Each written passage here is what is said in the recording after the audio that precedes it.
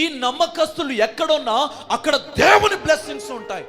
అందుకే దేవుడు నమ్మకస్తులు కావాలని ఆయన చూస్తున్నారు. ఈ రోజున, ఈ రాత్రిన, ఈ 3వ రోజు ఉపవాస ప్రార్థనలో ప్రభు నీతోనే మాట్లాడుతున్నారు. Tonight the God is speaking with us. ఆయన మాట్లాడుతున్నారు నమ్మకస్తులు కావాలని. ఈ రాత్రి నమ్మకంగా మనం జీవిస్తున్నామా? ఆ పడిపోయిన ప్రాకారాలను కడుతున్నప్పుడు ఆ విశ్వాసి యాజ్ అ బిలీవర్ ఆయన నమ్మకంగా ఉన్నాడు.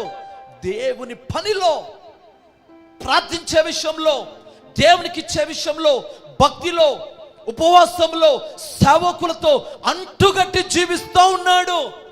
సేవకులను విడిచిపెట్టి, సంఘాన్ని విడిచిపెట్టి పొరపాటున దాటు వెళ్ళలా ఆ భక్తి పడడం. అందుకే ఆ సేవకుడు ఆ విశ్వాస గురించి బలమైన సాక్ష్యం ఈ రాత్రిన దేవుడు నీ గురించి, నా గురించి, మన గురించి కూడా సాక్ష్యం ఇవ్వాలి.